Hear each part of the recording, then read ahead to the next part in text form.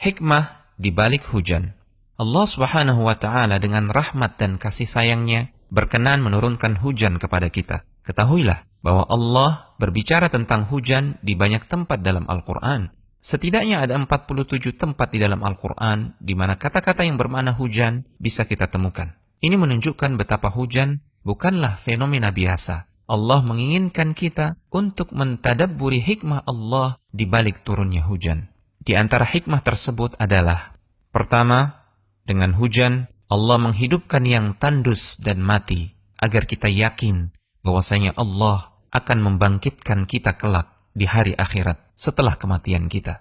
Allah Subhanahu wa Ta'ala berfirman yang artinya, dan sebagian dari tanda-tanda kekuasaannya adalah manakala kamu melihat bumi itu kering tandus, maka apabila kami turunkan air di atasnya, niscaya ia bergerak dan subur. Sesungguhnya Tuhan yang menghidupkannya tentu dapat menghidupkan yang mati. Sesungguhnya Dia Maha Kuasa atas segala sesuatu.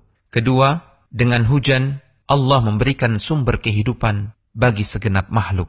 Hujan yang menjadi sumber air di muka bumi adalah sumber kehidupan. Allah Subhanahu wa Ta'ala berfirman yang artinya, dan dari air kami menjadikan segala sesuatu yang hidup. Maka mengapakah mereka tiada juga beriman? Ketiga, melalui hujan Allah mengingatkan kita betapa pentingnya bersyukur atas segenap nikmatnya.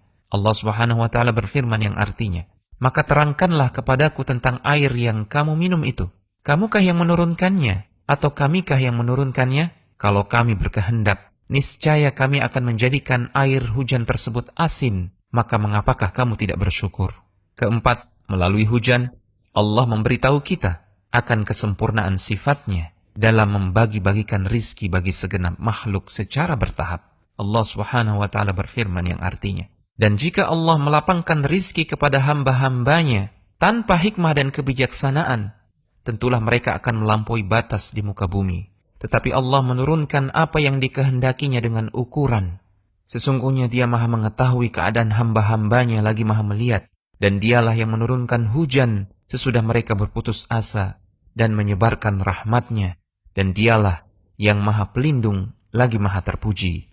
Bisa dibayangkan jika Allah menurunkan jatah hujan sebulan dalam satu hari sekaligus, justru hujan tersebut akan menjadi musibah bagi makhluk yang ada di muka bumi. Demikianlah Allah Subhanahu wa Ta'ala menurunkan rizki sebagaimana menurunkan hujan tidak sekaligus. Karena dalam ilmu dan pengetahuan Allah, rizki atau air hujan yang Allah turunkan sekaligus justru akan menjadi musibah dan kehancuran bagi hamba-hambanya. Turunnya hujan secara bertahap dan tidak merata justru menunjukkan kasih sayang Allah yang maha indah dan sempurna.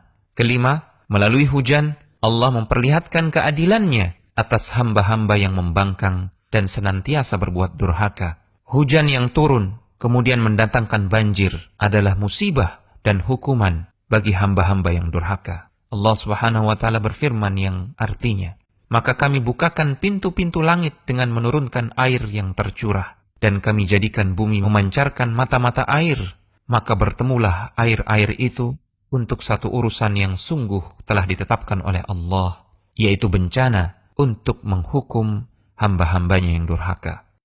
Demikianlah hikmah di balik turunnya hujan. Rasulullah SAW dahulu ketika menyaksikan mendung, beliau begitu khawatir dan berdoa kepada Allah Subhanahu wa Ta'ala, Allahumma inni a'udzubika min syarriha.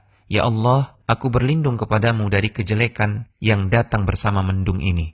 Dan apabila hujan telah turun, beliau berdoa, Allahumma sayyiban nafi'a. Ya Allah, jadikanlah hujan ini hujan yang bermanfaat. Telegram channel Kristal Iman.